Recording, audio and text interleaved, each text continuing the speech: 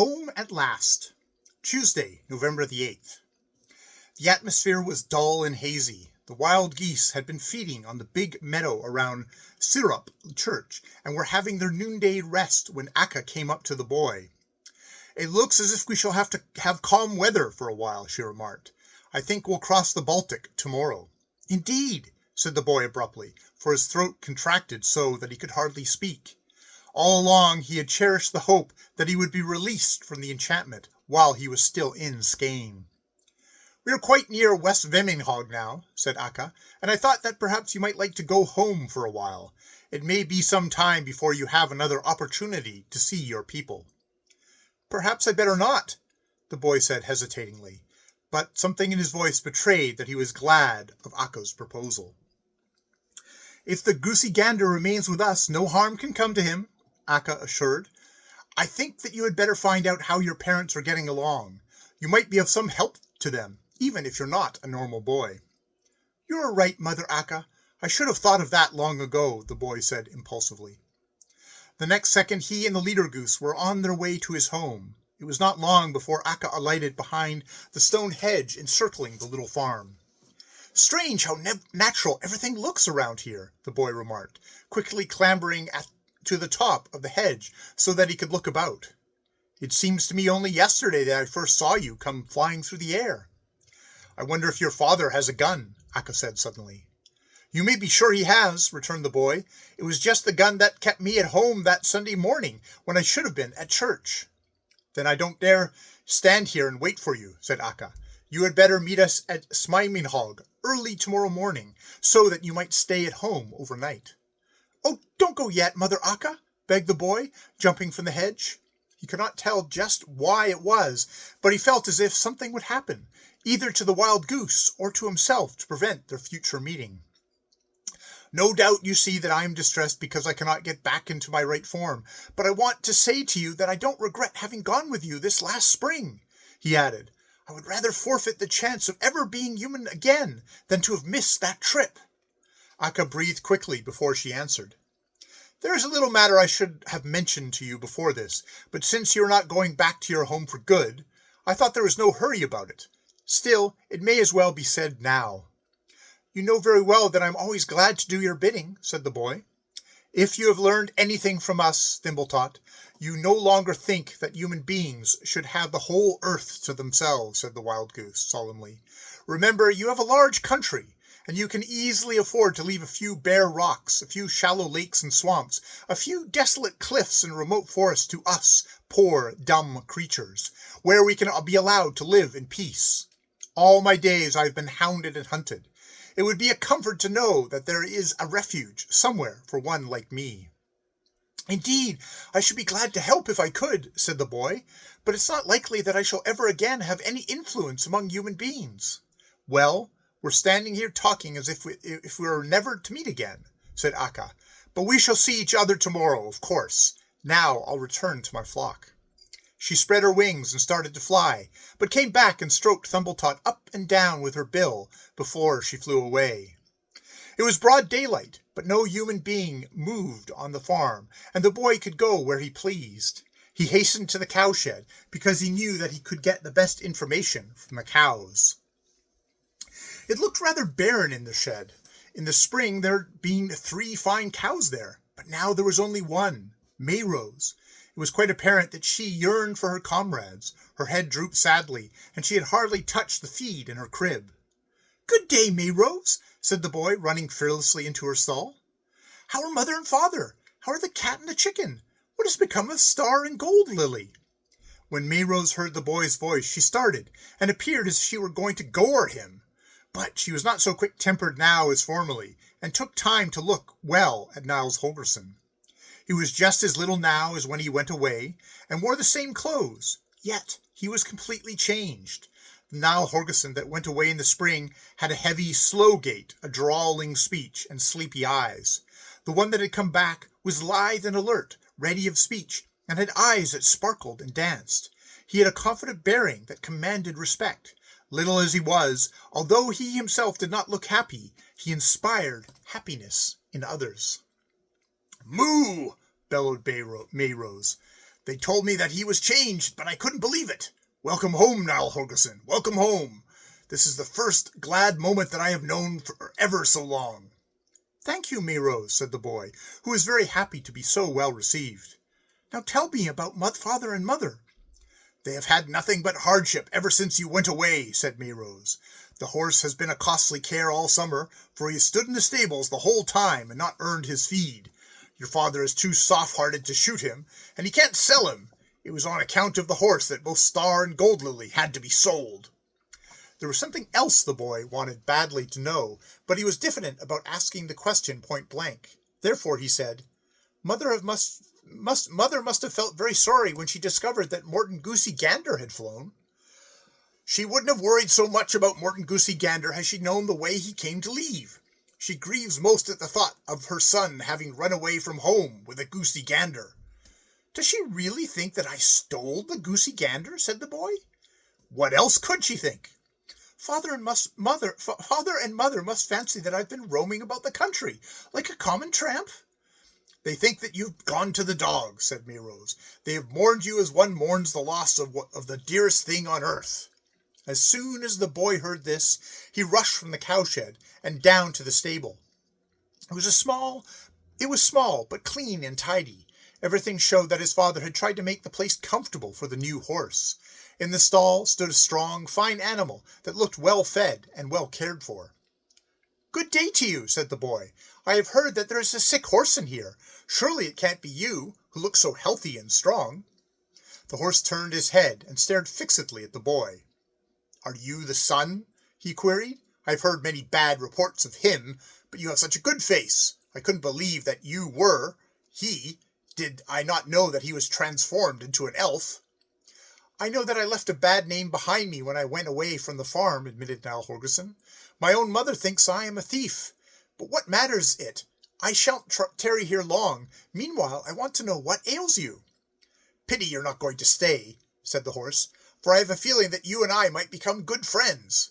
I've got something in my foot, the point of a knife or something sharp. That's all that ails me. It has gone so far in that the doctor can't find it, but it cuts so that I can't walk. If you would only tell your father what's wrong with me, I'm sure he could help me. I should like to be of some use. I feel really ashamed to stand here and feed without doing any work. It's well that you have no real illness, remarked Niles Holgerson. I must attend to this at once, so that you will be all right again. If you don't mind if I do a little scratching on your hoof with my knife, do you? Niall Holgerson had just finished when he heard the sound of voices. He opened the stable door a little and peeped out. His father and mother were coming down the lane. It was easy to see that they were broken by many sorrows. His mother had many lines on her face, and his father's hair had turned grey. She was talking with him about getting a loan from her brother-in-law. No, I don't want to borrow any more money, his father said, as they were passing the stable. There's nothing quite so hard as being in debt. It would be better to sell the cabin. If it were not for the boy, I wouldn't mind selling it, his mother demurred. But what will become of him if he returns some day wretched and poor, as he's likely to be, and we are not here? You're right about that, the father agreed. But we shall have to ask the folks who take the place to receive him kindly, and to let him know that he's welcome back to us. We shan't say a harsh word to him, no matter what he may be. Shall we, mother? No, indeed. If I only had him again, so that I could be certain that he's not starving and freezing on the highways, I'd ask nothing more.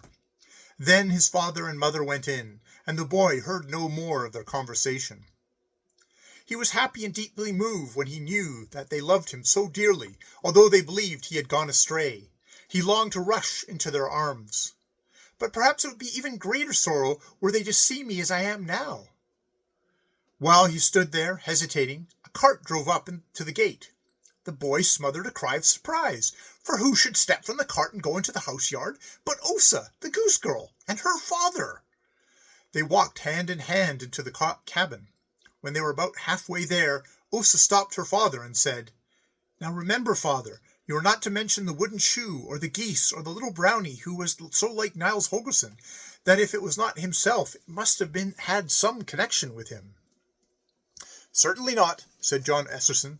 I shall only say that their son has been of great help to you on several occasions when you were trying to find me, and that therefore we have come to ask if we can't do them a service in return, since I'm a rich man now, and have more than I need, thanks to the mine I discovered up in Lapland."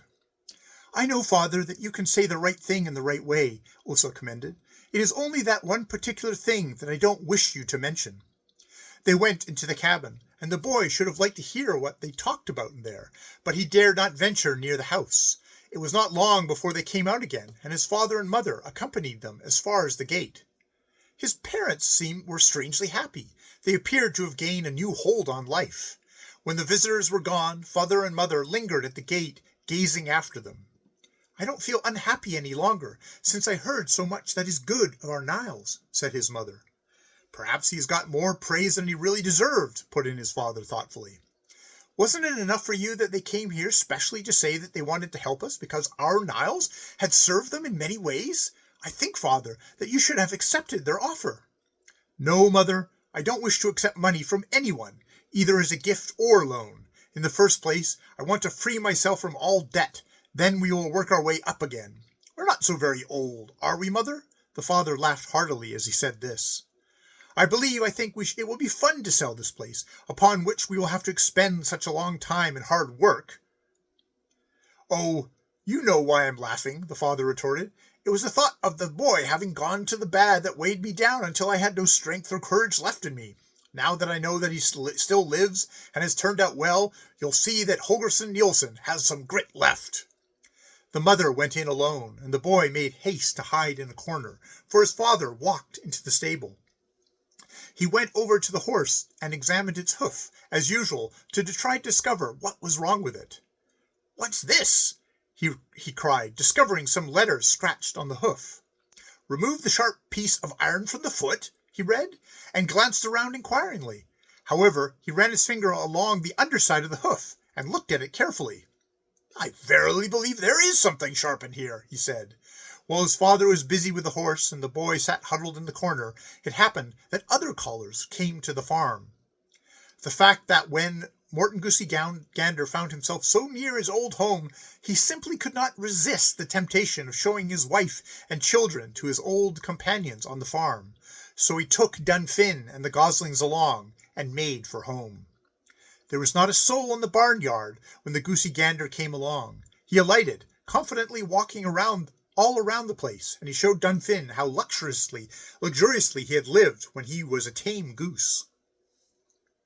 When they'd viewed the entire farm, he noticed that the door to the cowshed was open.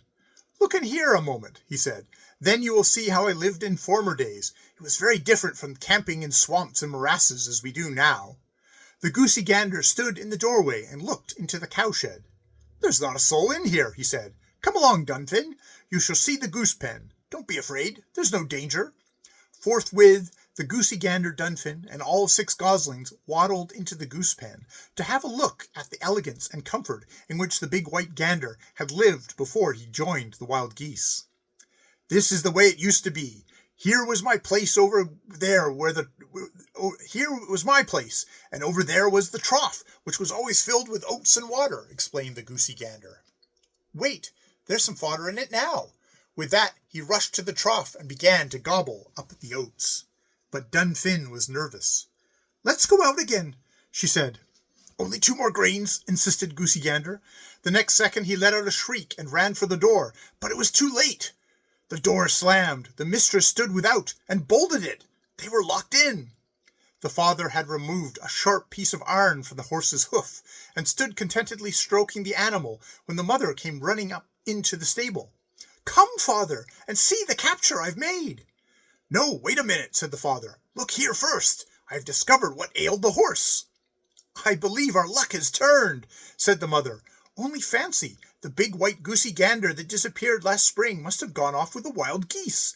He has come back to us in company with 7 wild geese. They walked straight up into the goose pen, and I've shut them all in." "That's extraordinary," remarked the father. "But best of all is that we don't have to think any more about our boy stole the Goosey Gander when he went away." "You're quite right, father," she said, "but I'm afraid we'll have to kill them tonight. In 2 days is Morton Goosey Day, and we must make haste if we expect to get them to market in time. Footnote 1. In Sweden, the 10th of November is called Morton Goose Day and corresponds to the American Thanksgiving Day. I think it would be outrageous to butcher the goosey gander now that it has returned to us with such a large family, protested Holger Nielsen.